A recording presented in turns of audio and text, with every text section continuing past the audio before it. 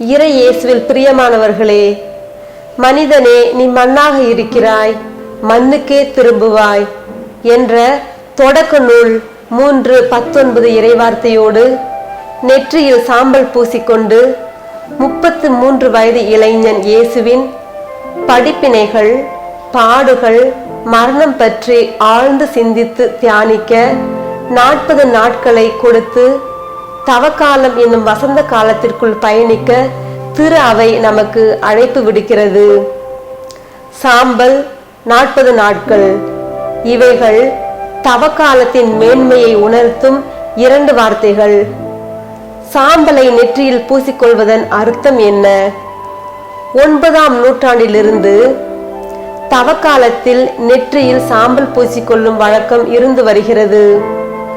சாம்பல் மனமாற்றத்தின் அடையாளம், மனித வாழ்வின் நிலையற்ற தன்மையின் அடையாளம். ஸ்டீஃபன் கோவே என்பவர் தான் எழுதிய 7 ஹேபிட்ஸ் என்ற புத்தகத்தில் இவ்வாறு குறிப்பிடுகிறார்: beginning with the end in mind. அதாவது நமது தொடக்கம் முடிவை கண்முன் கொண்டு இருக்க வேண்டும் என்று. ஆம், நம் வாழ்வின் முடிவு இறைவன், அவரை அடைவதே நமது இலக்கு. இதை பற்றி சிந்திக்கும் பொழுது கடல் ஆமைகளிடம் காணப்படும் ஒரு பண்பு என் நினைவிற்கு வருகிறது.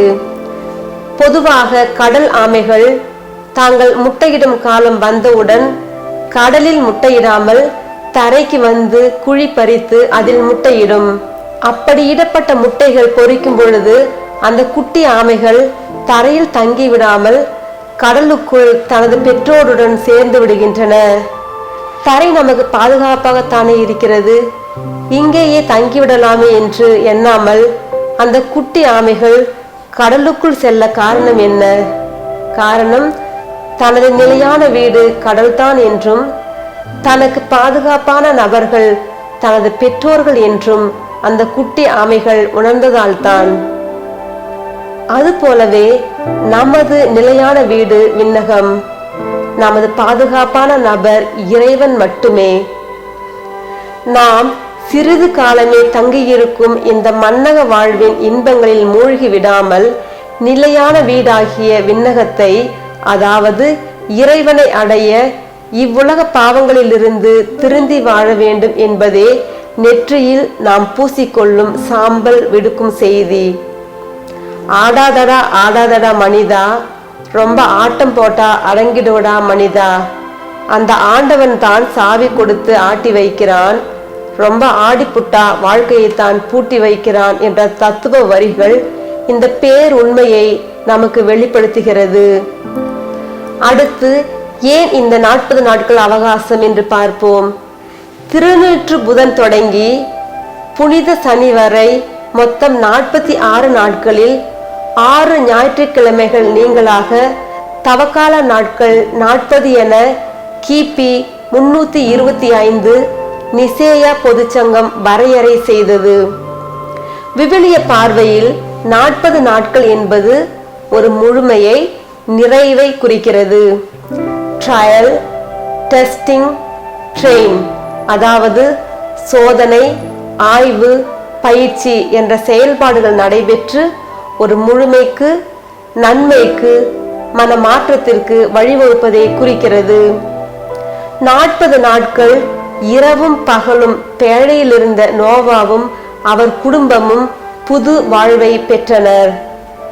40 ஆண்டுகள் பல சோதனைகளை தாண்டி பயணம் செய்த இஸ்ராயேல் மக்கள் பாலும் தேனும் பொழியும் கானான் தேசத்தை கண்டடைந்தனர். 40 நாட்கள் இறைவனிடம் உரையாடிய மோசேயின் முகம் மிகவும் பிரகாசமாக இருந்தது. சீனாய் மலையில் 10 கட்டளைகளை பெற்றார். 40 நாட்கள் உண்ணா நோன்பிருந்து மன்றாடிய நினிவே மக்கள் ஆண்டவரின் மன்னிப்பை பெற்றனர். 40 நாட்கள் நோன்பிருந்து தந்தையிடம் ஜெபித்த நம் இறைமகன் இயேசு சாத்தானால் சோதிக்கப்பட்ட பொழுது சாத்தானை முறியடிக்க சக்தி பெற்றார். இவ்வாறாக 40 என்ற வார்த்தை விவிலியத்தில் ஏறக்குறைய 159 முறை வருகிறது. நமக்கும் அந்த 40 நாட்கள் கொடுக்கப்பட்டிருக்கிறது. என்ன செய்ய போகிறோம்? இந்த மிக புனிதமான தவக்கால நாட்களை எப்படி பயனுள்ளதாக்கப் போகிறோம்? உங்கள் உடலை அல்ல, மாறாக உள்ளத்தை கிழித்து கொள்ளுங்கள் என்ற இறை வார்த்தை கேட்ப நமது வெளிப்புற செயல்பாடுகள் உட்புற மனமாற்றத்திற்கும் புனித வாழ்வுக்கும் அழைத்து செல்ல வேண்டும். எப்பொழுதும் வெட்டப்படும் கோடாரி கூட அடிக்கடி கூர்மையாக்கப்பட வேண்டும். அதுபோல தவக்காலத்தில் மட்டுமல்ல, எப்பொழுதும் புனித வாழ்வு வாழ அழைக்கப்பட்டாலும் நில், கவனி, செல் என்பது போல் நின்று நம் வாழ்வை சோதனை செய்து பிறகு சரியான பாதையில் பயணிக்க கொடுக்கப்பட்ட புனித காலமே இத்தவக்காலம். ஒருமையுள் ஆமை போல் 5 அடுக்கல் ஆற்றின் எழுமையும் ஏமா புடைத்து. ஆமை தன் 4 கால்கள், ஒரு தலை ஆகிய 5 உறுப்புகளையும் ஆபத்து வரும்போது ஓட்டுக்குள் மறைத்துக் கொள்வது போல் உலகில் இருந்தாலும் நீங்கள் உலகை சார்ந்தவர்கள் அல்ல என்ற இறைவார்த்தைப்படி இவ்வுலக தீமைகளிலிருந்து ஆமையைப் போல நம்மை காத்து கொள்ளும் போது அவர் நம் பாவங்களுக்காக காயப்பட்டார், நம் குற்றங்களுக்காக நொறுக்கப்பட்டார், நம்மை நலமாக்கும் தண்டனை அவர் மேல் விழுந்தது என்று நமக்காக பாடுபட்ட இயேசுவின் அன்பை நாம் அனுபவிக்க முடியும். இத்தவக்காலத்தில் இறைமகனாய் இருந்த இயேசு சாவை ஏற்கும் அளவுக்கு, அதுவும் சிலுவை சாவையை ஏற்கும் அளவுக்கு தன்னை தாழ்த்தி கொண்டார். இந்த தற்கையெழுத்தலின் தியாகத்தின் முதல் படி தாழ்ச்சி என்ற புண்ணியம். புனித அகுஸ்தீனார் கூறுவது போல, கடவுளை அடையும் வழி எது என்று கேட்டால் நான் 3 வழிகளை சொல்வேன். முதலாவது தாழ்ச்சி, 2வது தாழ்ச்சி, 3வதும் தாழ்ச்சி. இதை பற்றி புனித பாசி மரிய மதலேனால் கூறுவார், கற்புடை கண்ணியரை நரகத்தில் கூட காணலாம், ஆனால் தாழ்ச்சி இல்லாத ஒருவரை மோட்சத்தில் காண முடியாது என்று. இந்த தாழ்ச்சி தான் நம்மை ஜெபம், தவம், தானம் என்ற செயல்களுக்கு இட்டு செல்கிறது. ஜெபம். தவக்காலத்தில் நாம் செய்ய வேண்டிய தலையாய கடமைகளில் முதலாவது ஜெபம். 2024 இயர் ஆஃப் பிரேயர் என திருத்தந்தையால் அறிவிக்கப்பட்டுள்ளதை நாம் அனைவரும் அறிவோம். இறைவனோடு நிறைய நேரத்தை செலவழிப்பது, இறை வார்த்தையை வாசித்து தியானிப்பது, இயேசுவின் பாடுகளை தியானிப்பது, நாம் செய்யும் சிறு சிறு செயல்களையும் இறை மகிமைக்காக செய்வது, நமக்கு வரும் துன்ப துயரங்களை இயேசுவின் பாடுகளோடு ஒப்பு கொடுத்து ஏற்றுக்கொள்வதுமே நாம் செய்ய வேண்டிய ஜெபமாகும். தவம். இத்தவக்காலத்தில் 2வதாக நாம் கடைபிடிக்க வேண்டியது தவம்.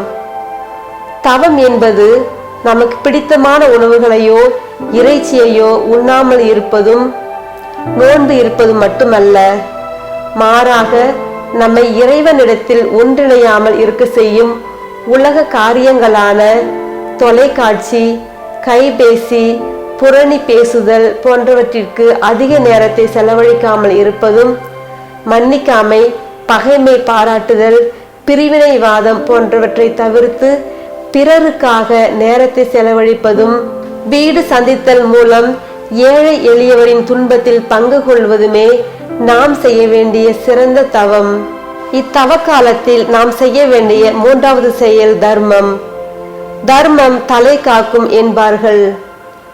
இத்தவக்காலத்தில் நம் தேவையை குறைத்து கொண்டு நாம் செய்யும் சிறு சிறு தர்ம செயல்களும் நம் குடும்பத்தின் மீதும் நம் மீதும் நமக்கு அன்புக்குரியவர்கள் மீதும் ஆசீர்வாதமாக அமையும். இயேசுவின் பாடுகளை தியானித்து ஜெபித்த புனிதர்களில் மிக முக்கியமான ஒருவர் புனித ரீட்டா.